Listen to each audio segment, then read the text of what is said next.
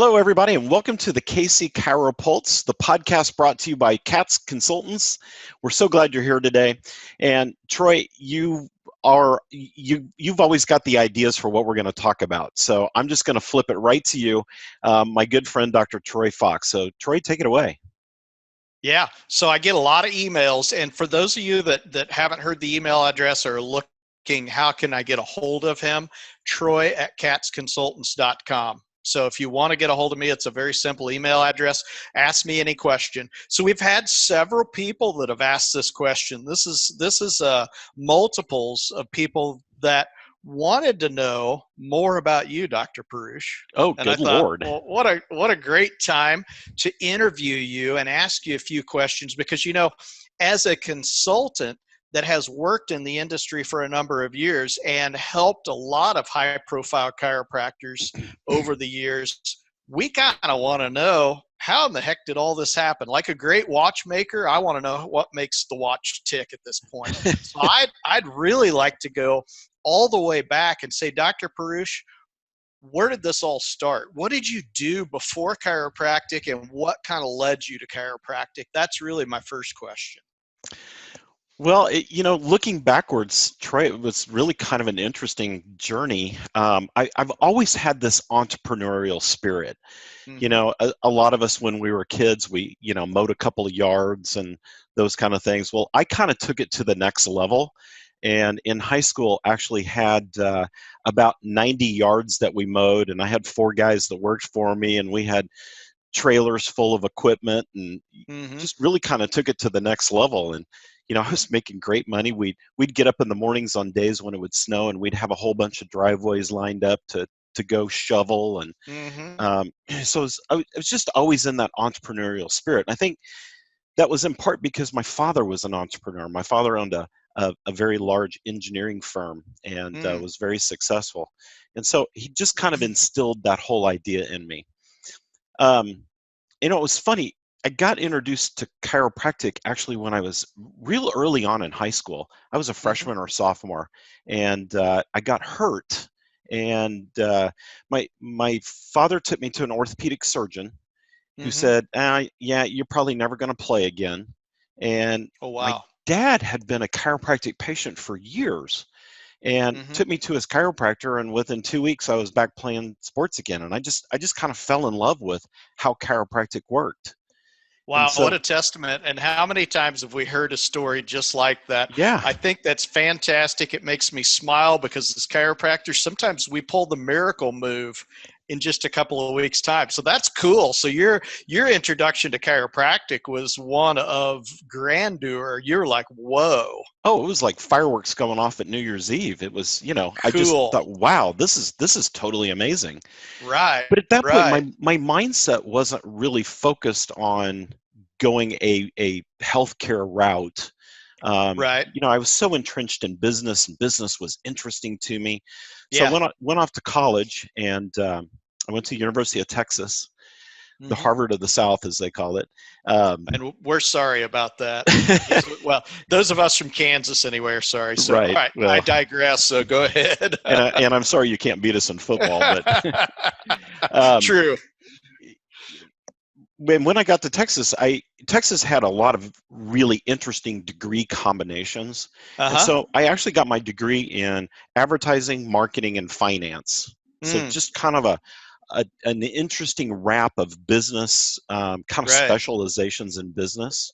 Mm-hmm. And I was actually going to go to law school because I wanted to be a business lawyer. And my Ah. roommate walked in one day and said, "Hey, I just interviewed with this guy on campus. I know you're wanting to go to law school, and I'd already been accepted." He said, "But you got to go meet this guy. He's just like you. In fact, he reminds me a lot of your dad. Just go Mm-hmm. meet him. You need to learn some interviewing techniques anyway." And he kind of pushed me out the door to go interview this guy. Well, Right. he was right. I mean, this guy and I just absolutely hit it off. Mm-hmm. And he said, "Michael, I want to hire you." And he slid a piece of paper across the desk with a salary amount. Right. And I about passed out. Right. I thought he had an extra zero in there. Right. Right. So I thought to myself, okay, I'll go do this for a couple of years and Right. I'll sock some money away, and then I can go back to law school and not have any student loans. So this doesn't just happen on the movies. This is a true story. This is a true This is the story. kind of stuff movies are made of. I love it. All Yeah, right, go ahead. yeah. You've sucked me completely No, in now. you're Now we good. got the piece of paper sliding across the desk. All right, Yeah. man. What's next? What happened next? So I went into the investment banking business, and Wow. Okay. I actually worked for a Wall Street firm, and Uh-huh. our group, it was called Direct Investments. That kind of stuff's not really around anymore. After the stock market crash in the late '80s, it kind of went away. Right. But what we did was we designed portfolios, investment portfolios for large Mm. institutional investors. So Okay. they would tell us they needed this risk level and this rate of return, and we'd put it together for them, get Mm-hmm. their buy-in to it, and we'd put together huge pools of Mm-hmm. funds, 100 million, 250 million. We did a Mm. $500 million one time. And the institutional investor would buy half of it, and then we would teach the stockbrokers how to sell the other half to their investors. Ah. Okay. So I covered a real small territory. If you can picture Orange County, California, all the way Mm-hmm. over to Washington, D.C. I covered everything south of that line except for Florida. So, Oh wow. Okay. yeah, so I was on the road Yeah. every single day. I Right. would oftentimes be gone for a week or two at a time. And Right. I'll make that part of the story short, but I got to meet some amazing people. Warren Buffett, Mm-hmm. Michael Eisner, who was the former CEO of Disney. Mm-hmm. I was in New York all the time, doing things and working there part of the time. I during that time lived in Dallas, but I also spent time in Chicago and Atlanta. So I got this really massive amount of business experience, kind of like drinking from a fire hose, Mm-hmm. just all Mm-hmm. at once. And here I was thinking I'd do it for a couple of years and go back to law school. 11 years later, I was still doing it. Right. Right. And by that time, I had really socked away some great money, and that industry was really changing. And so I was trying to figure Mm-hmm. out, maybe I want to do something next. And I thought I was going to start a new business. And I got to looking around, and actually during that time went to my chiropractor because I was still going Mm-hmm. for chiropractic adjustments. And he said, "Why don't you go to chiropractic school?" Yeah. I'm like, "Me? Be a Yeah. doctor?" Yeah. And so I started looking into it, and I thought, wow, this really kind of makes sense. I love chiropractic. It's amazing. And when I looked at the business opportunity after school, post education, I thought, wow, this is the panacea. This is the greatest thing since individually wrapped sliced cheese. I got to do this. Right. Right. So I did. And it was like I slid into a tub of melted butter. It just Mm-hmm. fit. And Right. everything I did in chiropractic, I enjoyed it more. And I got really involved. You and I had a mutual friend that got me really involved in the ACA, and I Yep. became the national student chair of the ACA. So I got to go to all the colleges and meet all kinds of students and doctors, and Mm-hmm. I just really got a major insight of the backside of chiropractic. And during that time, I met Dr. Katz, Mm-hmm. and Mm-hmm. Dr. Katz tells the story better than I do, but after he got done speaking one time, he didn't know me at this point.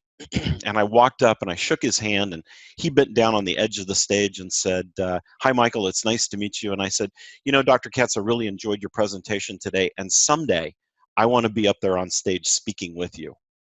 And he just Yeah. kind of laughed, and I kind of laughed. And I went back, and my wife said, "What were you talking to him about?" And I told her, I said, I wanted to be a speaker with him. And, I got the elbow in the side. Why are you bothering him? And the Right. funny thing is, a year later, I was.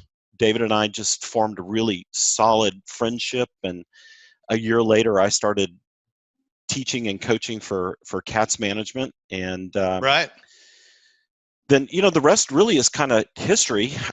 I've been I've been in consulting basically all my professional life, Right. from the Right. time I was about 22 after college until now. So, So um, let me ask you a question yeah. about this then, because we've kind of come a long ways through this. And I wanted to interject one thing as well. You and I met way back when. I didn't really know your history. And so here's the thing. I look at and hear your story, and I'm thinking, wow. Now here's what's interesting, folks. If you knew Mike back in the day, um, you would think to yourself, okay, here's the Wolf of Wall Street, right? Okay, so you've been in this lifestyle, this busy, going to New York, flashy, we've seen it on the movie, stockbroker lifestyle. Mike was the most laid back person when I met him, wanted to know more, wanted to learn more. When we were in practice, challenging each other on a regular basis, Yep. there was never this big ego driven, I've been a stockbroker, I'm kind of an important thing. Mike has always been what I would call a student of the profession, trying to learn how it works and how you can make it work better. So anyway, that's my pitch for you because I thought it was great. But I want to ask you, so you Appreciate came that. in with Dr. Katz and you started working with Katz Consulting or Katz Cats Management management. back in Yeah. the day. Yeah. I want to know, because you've jumped in the middle of this, and I know Dr. Katz himself has given you literally, he's handed the torch. Not only has he handed it to you, he's handed it with a commendation and said very glowing things about you. I He's a want good to man. know what several things. I'm not going to hold you to two or three like I did last time we were on the podcast. I said, tell me three things. What I want to know is your short list. What are some things that you've done that you believe have been really beneficial in the consulting world that you've integrated into Katz Consulting? Well, I'm the guy that always has his eyes wide open. I'm always looking at how things work, function, what's happening behind the scenes, and as you know, I'm a major junkie of the news. And it's not Oh yeah. just watching the news. I like to pick the news apart and what does that story mean? And I'll research it. And I think that gives us the ability to be very innovative, as well as very visionary and really looking Mm-hmm. forward. Mm-hmm. For example, when the pandemic hit, we were already preparing practices prior to that for changes that were coming in the Correct. economy and what we saw coming. So it wasn't really a major shift and pivot for a lot of our doctors when COVID hit, and that's why they've all done so well. But Well, and I thought your approach to that when COVID hit as well was very unique, and it was very hands-on. You immediately jumped in and said, not only are we going to have our normal weekly talks that we do with clients, there were times that we were meeting on a daily basis, at mhm, least behind the scenes, if not sending information out to our clients on a daily basis. And I thought, wow, that is so hands-on, jumping in the middle to make sure that our clients felt comfortable with the process. So I thought you had a real visionary approach to that too. You didn't just sit back and go, well, let's wait for the government to tell us what we're going to do. You literally were watching the news, getting on websites, reading, and then we were jumping on calls with people and going, hey, here's what you need to do. yeah. And so I thought your approach to that was very what I would call old school hands-on approach. We want to talk a lot about virtual stuff, and I can be online and I can talk to you from 1,000 miles away. But man, your hands-on approach, I just thought it was fantastic. Well, I appreciate that, and that really is kind of the roots of how we function. We're very hands-on, Hmm.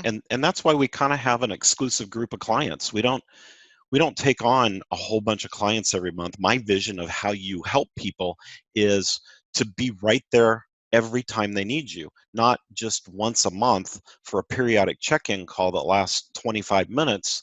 Hmm. We got to get in there and roll up our sleeves and and do some work together. So, I think that's just born out of the environment that I was brought up in investment Right. banking along the That way. makes sense. That's what we did. And so I Hmm. I just have brought all that. I call it real business strategies. I've just Hmm. brought business into chiropractic because I see chiropractic as a business. And Right. unfortunately, far too often, I think we're mesmerized by, oh, all you have to do is get new patients to come in the door, or all you have to do is talk to some PI attorneys, or e- we're a profession that has a tendency to try to manage through binoculars, and so we miss a Hmm. lot. And Yeah. we've got to really be able to open up our vision and run our practices like a business, and that it's that foundational principle that makes practices sustainable. And I love what we're able to do as a group. Literally, you as the corner post of Cat's Consulting at this point, but Marissa, myself, Patrick, Dr. Katz, we all kind of jump in there and bring knowledge to the table. So what we try to do, have you ever tried to build a table with one leg? Yeah, it doesn't work very well. Not very So well. what we try to do is put as many legs underneath you as we can. And sometimes that might be 3 legs. That'd be a bare minimum probably, right? But sometimes we got 6 or 8 legs on that table. I mean, that's Yeah, really a that's a good thing point. that was born out of your desire, and I believe also David Katz's desire to make practices run as a great business and become an integral part of their communities. And I Yep. think that you've really done that. So I think it's fantastic to hear about some of the neat things that you've done, and really enjoyed interviewing you today and finding out that not only is Dr. Perusich, and I don't know if that's a good term to call him the Wolf of Wall Street. Maybe we'll call him, maybe not. What was that guy's name? Belfort? Yeah, That something is, like yeah. that. Yeah, which he does. He has a lot of books and stuff about how to be successful now, but I think he might have had a life of what you would call extreme excess, it sounded like. So I don't think you were quite that extreme, but I think No. you learned an awful lot about A, how big businesses work, and B, how to manage practices from a standpoint of looking at it as a business, which is really neat. Yeah, and how to take a business, a small business, and make it function like a big business, and Hmm. how to take a small income stream and really grow it so that doctors go home and sleep at night. They're comfortable, they're happy, and they're not always Right. just stressed over what's the next gimmick I got to do in my practice to make it grow. So it's just real Yeah. sound business strategies. That's what we do. That's awesome.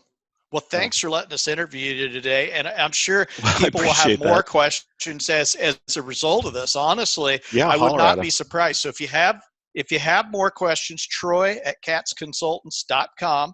Feel free to email me and ask me any other questions, and we may find your question on the next podcast. Yep, Troy's the question guy, so keep Yeah. sending those in. And I had no idea I was going to be the topic of conversation today, so I appreciate that. All right, everybody, thanks for tuning in to the KC ChiroPulse podcast brought to you by Katz Consultants. We're always helping you keep your pulse on success. So from all of us at Katz Consultants, stay informed and stay well adjusted. We'll see you soon.